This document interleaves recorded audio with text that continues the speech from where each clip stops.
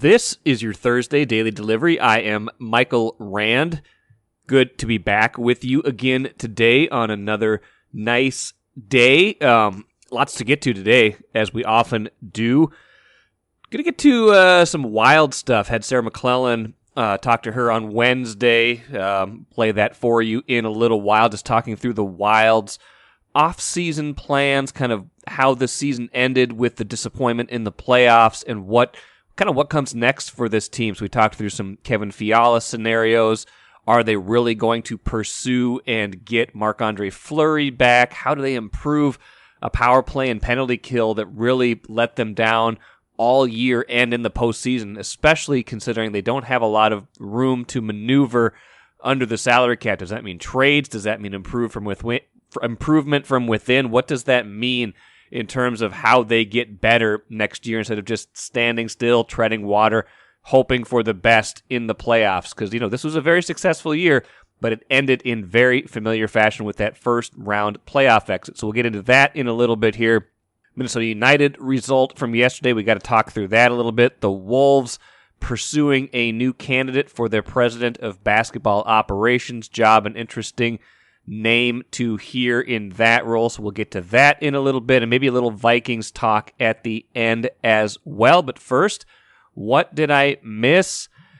I feel like we need to talk about the Twins and just the general conversation around this team right now, because I feel like it's been very angry this week. It's been focused on two things, right? It's been focused on the news that Byron Buxton, that the Twins have a plan for him to play about 100 games, maybe a little bit more this season, so they're giving him a lot of scheduled rest, playing him essentially 2 out of every 3 games in hopes of getting him through the season healthy and into the playoffs. And the news that Royce Lewis has been demoted to AAA St. Paul after a strong stint while Carlos Correa was on the injured list. Both those things have made fans angry, and I get the anger. I'm kind of there with you in a certain degree. I think the Buxton stuff is interesting, to say the least. That's maybe a Minnesota interesting. When we say that in Minnesota, we don't necessarily mean interesting. We passive-aggressively mean it's not a great decision. And the Lewis thing is questionable, too. I think you look at it and you say, this is a guy who they could use right now. This is a guy who belongs in the lineup, who's shown he can play at this level. Even Twins players saying they were surprised by it. Tyler Duffy had a good quote in the Star Tribune. I read in Phil Miller's story saying, we were all a little shocked when you get a first round pick and they come up and do well. That's a good thing. Hopefully you can keep it rolling. And Carlos Correa saying, Royce has been playing great. He's one of the best players on the field since he's been up. So yeah, it was sort of a surprise. So you've got those narratives that have been driving the conversation with the Twins. And, those are controversial topics. Of course, we're going to talk about those. Of course, we're going to, chew on all of that information, try to make decisions, try to form opinions, things like that. But I also feel like the negative can overdrive the conversation sometimes. It can dominate the narrative when really it shouldn't. And let's back it up just a little bit, because the Twins are 22-16 now after absolutely clobbering the A's 14-4 on Wednesday afternoon. 22-16. Start of the year 4-8. That means they are 18-8 since then. They are in first place in the American League Central by 3.5 games. So, 2 things can be simultaneously true at the same time. 1, you can question some of the decisions they've made, and 2, you can enjoy the season. You can like this team. You can be pleasantly surprised that this is a first-place team without having to, every time we talk about it, say, well, they didn't play anybody good, or they're not doing this, they're not doing that. I don't know if it's going to last, things like this. Yet all that is good for analysis. All of that is worthy conversation. But when a team is in first place and you're focusing all of your energy on the negative or the controversy, that's not fun, right? That's not why we watch sports. That's not what this is all about, is it? I mean, if you just watch sports to complain or watch sports to criticize, I don't know. It's a tough way to be a fan. So what I'm saying is this. I feel like we need to appreciate this team a little bit more right now. They're almost a quarter of the way into the season. They're on pace for 94 wins. They are leading a bad division. Let's face it, it's a bad division. We've pumped that narrative too, that this AL Central does not look like it's going to be very good. It's a long season, of course. The White Sox, Cleveland, I don't know about anybody else, but that those two teams could catch fire at a certain point, become get on a pace to win 90 games and make this a real division, a real competitive division. But for right now, the Twins look like the best team in this division. So what I'm saying is this. Two things, like I said, can be simultaneously true. You can criticize moves that they've made, but if you forget to just watch the games and appreciate what's going on in the field, they've ever since the Buxton controversy, which came about Saturday, ever since that game where he didn't pitch hit, they've won 3 out of 4. Carlos Correa had a great game yesterday coming back from his injury. He's a very, very, very good player. There are reasons that Royce Lewis isn't necessarily with the team right now. You can't have him just playing all over the field, at least not right now when he hasn't learned other positions. The plan all along was to have him take over in 2023 after he's had a full minor league season. Hasn't played really for 2.5 years before this year because of the pandemic season and because of ACL surgery. So let's give this a little time. His small sample size this year has been very good, but let's wait a little while and see if he really is worthy of this. Now, the Buxton stuff, I don't think that's going to go away all season. I got an email from another listener, another reader the other day talking about the Buxton stuff. Aaron from Silver Bay saying, the point that Jim Souhan misses in your podcast is this: sitting Buxton for 1/3 of the games does not guarantee his health.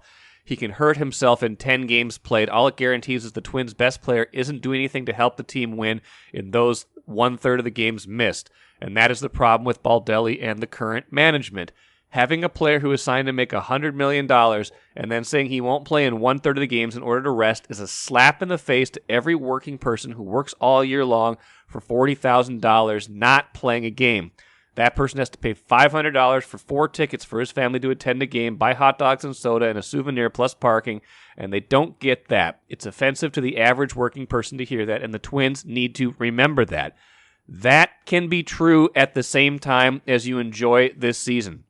We don't have to compartmentalize necessarily. Those two things can sit next to each other and coexist. But if you forget the one at the expense of the other, I just think it's a tough way to be a fan. And right now, I feel like the enjoyment of this team, the enjoyment of a first-place team is a little bit lacking, and maybe we need to get back on that piece of it a little bit more. Take a playcation to Mystic Lake for 24/7 gaming, fun restaurants and bars, and luxurious hotel rooms. And join Club M to bask in the rewards. Follow the lights to Mystic Lake, where every day is play day. I am joined today on Daily Delivery by Sarah McLellan, covers the Wild for the Star Tribune. As you all know, she's been on many times. I'm sure you've read all of her coverage, Star Tribune, startribune.com, including in Thursday's paper and online Thursday, kind of a breakdown of the Wild's roster, just like a status report of where they all stand. It's complicated, but not really all that complicated because a lot of these guys are under contract, Sarah, and we'll get to that here in a minute. But I wanted to ask you just right off the bat, we have not talked since the season ended last week. Actually, a week ago, Thursday was that 5-1 loss in St. Louis that finished off that series and finished off their all too brief stay in the playoffs. Just as you have talked to, post game after that game, as players have been available, Bill Guerin talked earlier this week. What's the kind of mood outlook after such a successful regular season, but not taking a step in terms of the playoffs from the year before, where they also played a long series, but ultimately lost in that first round as well? Disappointment for sure, because of that performance in the playoffs and obviously being eliminated in 6 games by the Blues.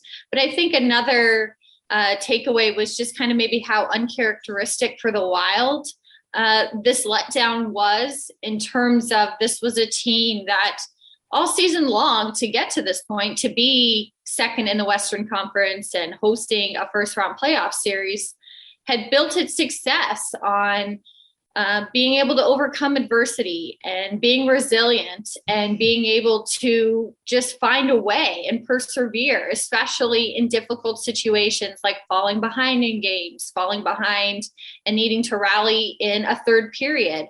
And when that obviously was presented in the playoffs in the form of a series deficit in terms of being in an elimination game and giving up the first goal and having to play from behind, that same kind of spunky moxiness, it just wasn't there.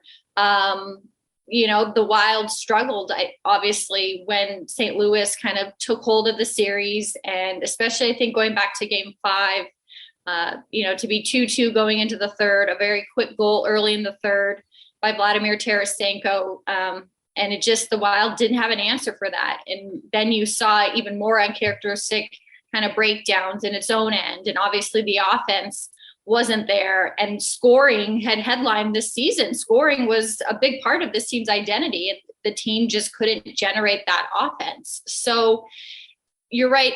A successful regular season, a franchise record regular season, but a finish that really wasn't indicative of how the Wild got there.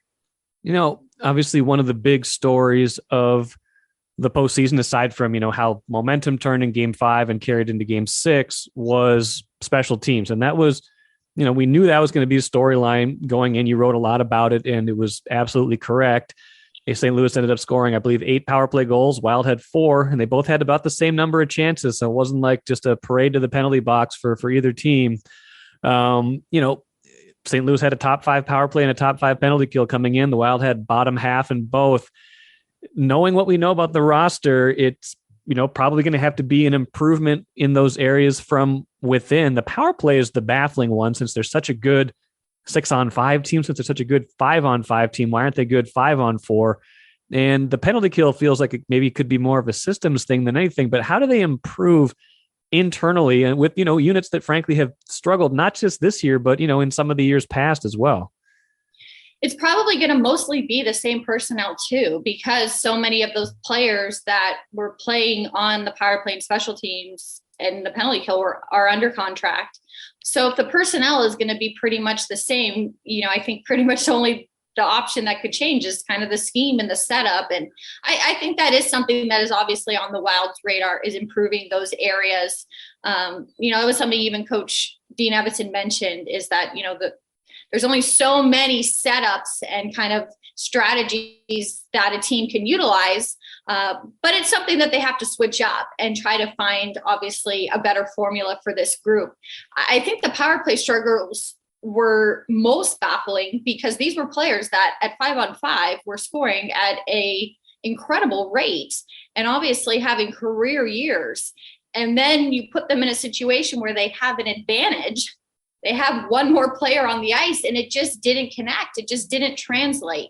So again, I maybe looking at the scheme, looking at the setup, again, there's only so many maybe type of position, setups that they can try, but still that's something that obviously let them down in the playoffs and kind of came back to haunt them, that it didn't get fixed, or it just didn't get that rhythm or consistency during the season.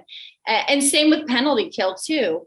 So big, I think areas to improve going into next season, but again, probably going to be the same personnel. So we'll have to probably see just how creative the Wild can get in trying to find, that improvement. You mentioned a lot of the same personnel next season. We talked about that a little bit at the start too. That's a good transition point to, a lot of the decisions they have to make this offseason. I mean, the biggest one, and this is no secret, we've talked about it for almost the whole year. As soon as Kevin Fiala signed that 1-year, $5.1 million deal going into this season, we kind of framed it as a prove it year, and he proved it.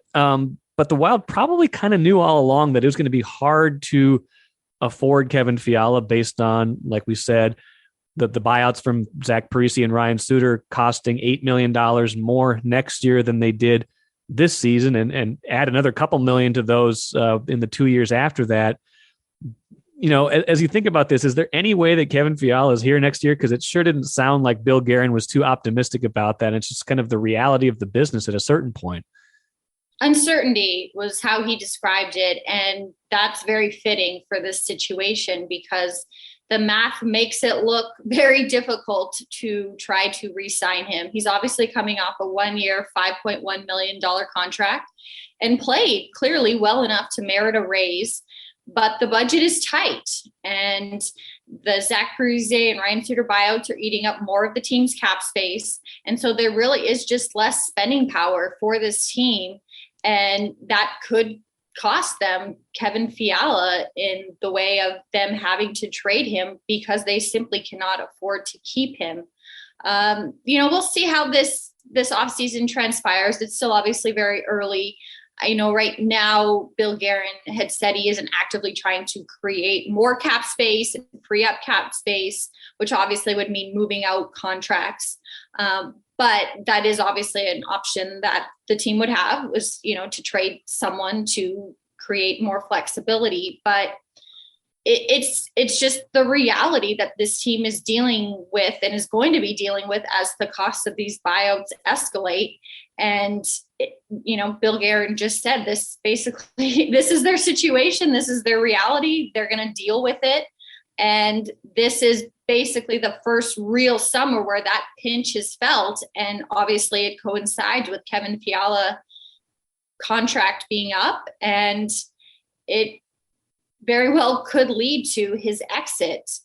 How does the Wild, respond from that? If that's ends up being reality and ends up happening, we'll see. I think all along, especially when these buyouts were executed, the mindset was that younger players on cheaper entry-level type contracts would have to come in and help fill out this roster. And maybe next season that becomes more of a reality. Maybe a Marco Rossi is here for more than just a couple games. Obviously, Matt Boldy settled in this year. Brandon Duhaime, Connor Dewar was more of a factor. So we'll have to see how it transpires. But the timing of it, obviously, for Fiala to have a career year, a first-time 30-goal scorer, to become such a factor in the regular season, obviously only had 3 assists in the playoffs, but still how impactful he was in the regular season. And now then to be at this crossroads with him and a contract, it's probably a very difficult position to be in since 30-goal scorers don't come around very often. They're just so hard to find and even develop. You probably have to. That's probably the only way nowadays because so rarely are they traded. So it kind of is a crossroads summer for this Wild team. And I think, Fiala is obviously at the top of that list, just trying to figure out what his future is and if it can be here with Minnesota. In terms of top 9 forwards who would replace Fiala, their lines had such balance this year. 30-goal scorers rarely come to the Wild. They had 3 of them this year, which was, I imagine, I don't have that off the top of my head. I got to imagine they'd never had 3 30-goal scorers in a season. At least I don't remember them having 3 30-goal scorers in one season. Then they have like 6 20-goal scorers too, like something with 2 on each line. So such balance there. As you think about how they not necessarily replaced Kevin Fiala, all the production, but is there an in-house candidate already that, do they think Tyson Jost can move up into a top 9 role as maybe Marco Rossi takes over a center spot? Or how do you think they kind of finesse the lines as they, kind of a ways down the road, things will sort themselves out in camp and things like that. But, thinking about how their lineup might look without Fiala is an interesting thing to think about. Yeah, it'll probably be if Fiala isn't here, it'll probably be the biggest question at training camp, because you're right. One of the defining characteristics of this past season's team was its depth and its balance, and that it was very set in its lines. And that can kind of be unusual in hockey in the NHL, because so much we see different lines and scrambling and trying to find different looks, and that consistency kind of stood out. And I think it helped the Wild. There was predictability. And I think that was another big key for this team, was just kind of knowing what you were getting from each line and each line's identity. So if that's gone and one line now looks different, it'll be interesting to see if they gel and find the same chemistry. Marco Rossi obviously is a center. So if he's someone who could come into this lineup, potentially maybe that moves someone like Frederick Goudreau to the wing. He has that versatility. Obviously, Coach Dean Evison is very familiar with Goudreau from their time previously with the Nashville organization, and he has that ability to play on the wing, even though he did play up the middle a lot this season. So maybe he goes to the wing. And I think you mentioned too, Tyson Jones. I think he could be an interesting player as well, because I think that was part of, when the team acquired him, that he had this maybe untapped offensive potential. And, maybe he would get more of an opportunity here with the Wild to showcase that than he had previously in Colorado. Obviously, towards the end of the season into the playoffs, he filled out a fourth line with Brandon Duhaime and Nick Delorier. But if there is that potential there and the Wild wants to see if he has that and can deliver that, maybe he is a candidate to jump up into the top 9, and maybe that fourth line then ultimately shifts. So I think there are some possibilities. But you're right. I think it's important for this team to find that, because that was so key to the success this past season, was this team's consistency, set lines, balance, depth. And it obviously looks like it can continue to be a recipe for success based on the results from last season.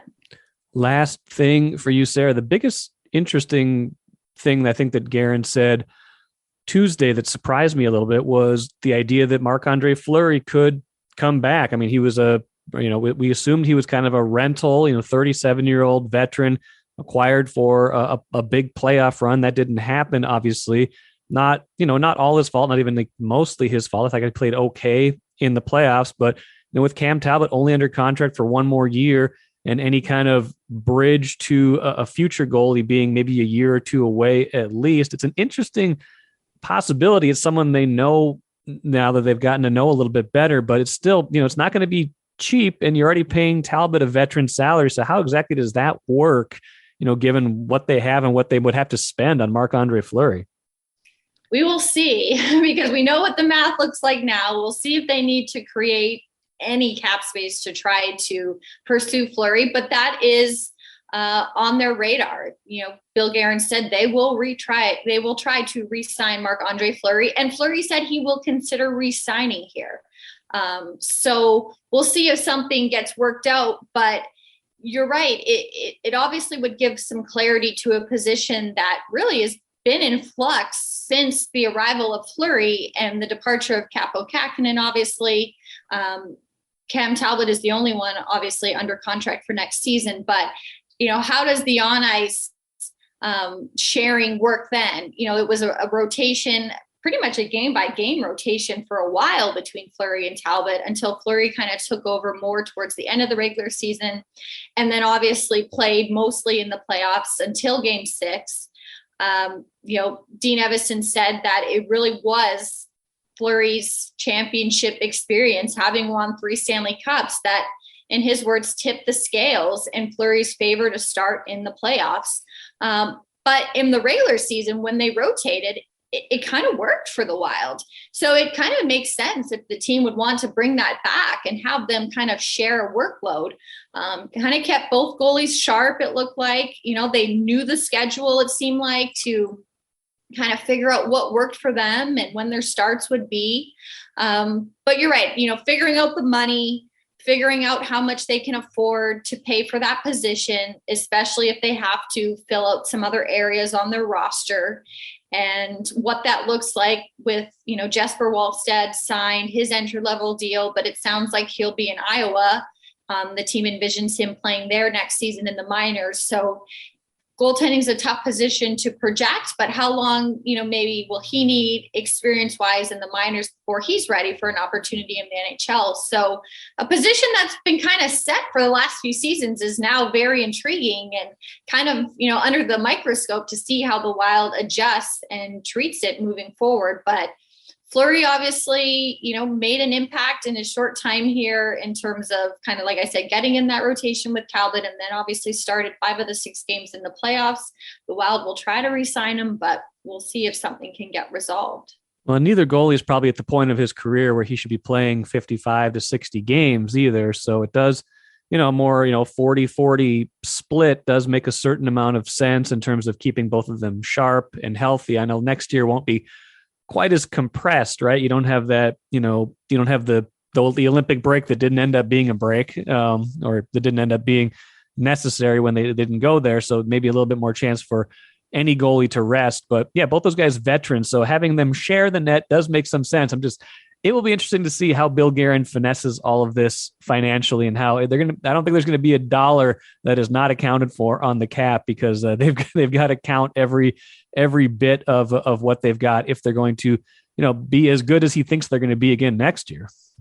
I think we've seen too, for goaltenders, the days of one goalie starting 70 games just doesn't exist as much anymore. You're right. I think there is more of a two goalie system, a tandem, a more even split.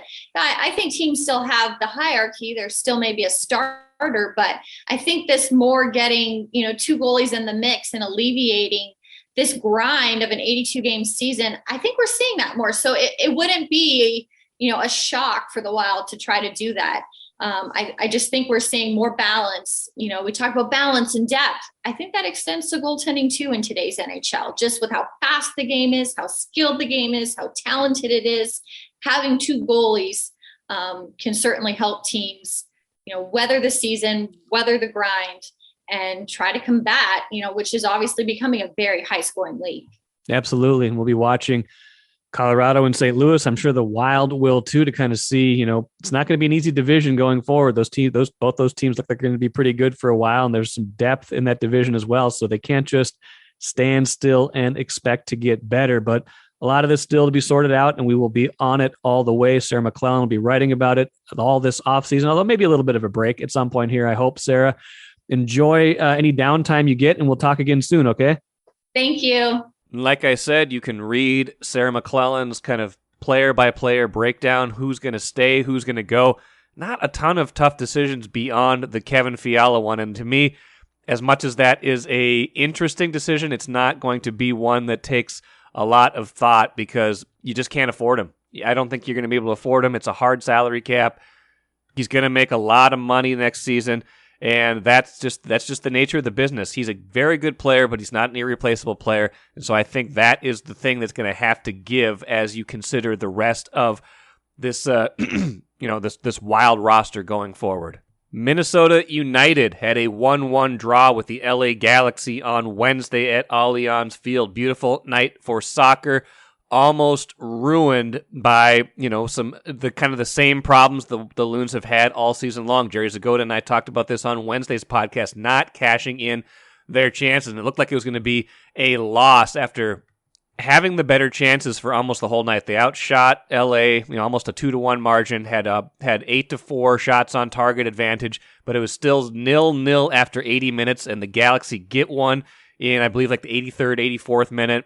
A penalty kick awarded on video replay after a handball was called. Looked like they were going to be sent off with a disappointing 1-0 result until Robin Lod scored in the 87th minute to at least salvage a draw. But it's the same thing. Lod had a ton of chances in this game that he did not cash in. It's just been the same problem all year. And Adrian Heath, upset after the game, maybe not so much at his team for not finishing those chances, but that they didn't get more of a reward for their efforts. So until they start cashing in chances, and if it keeps happening, I don't know if it's the system, if it's the players, but they need to fix something. Something is not working in the final third. It's like when the Wild couldn't score in the playoffs, 3, 4, 5 years ago. You know what they did? Bill Guerin came in and brought in new players, and they haven't had a ton of playoff success yet, but they've looked more like a competitive playoff team. They've looked like they could score some goals in the postseason since then. So I don't know. You can't just change over an entire roster, but something is not working here for the Loons, and they need to figure that out as the season goes along, or else this is going to be a year not only where they don't experience postseason success, they're not even going to get into the playoffs.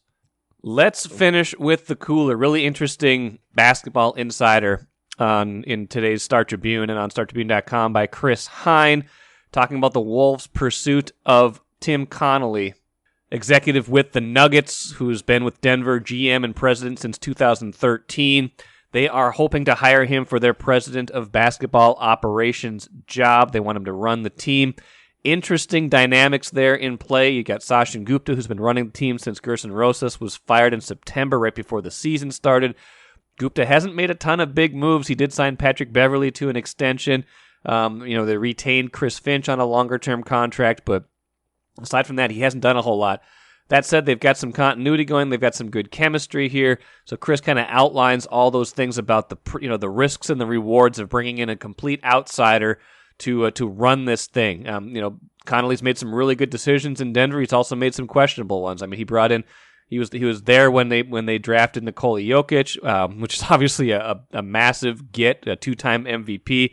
The Jamal Murray draft was certainly a good one, but there's also been some other ones that didn't go their way. But Denver got built up to the point where they were a legitimate contender in the West, and maybe he's the kind of person who could help the Wolves in that regard. So that'll be interesting to watch, plus the dynamic of who wants to make this hire. Is this a A-Rod, Mark Lowry hire? Is this a Glenn Taylor hire? As that transition happens in the balance of power with that too. So really good piece by Chris. You should go read that, and we will be watching this story as it goes along. That will do it for today's show. Hope you enjoyed it. Great one coming up on Friday. Bud Grant, former Vikings coach, legend, Hall of Famer, will be on the show as he celebrates his 95th birthday. Great conversation with him. Recorded that a little bit earlier this week, so I hope you enjoy that one, and we'll give that a listen. We'll also talk a little bit more Vikings from minicamp on Friday's show. Thank you so much for joining me here today. I'm Michael Rand. Be back at it again on Friday.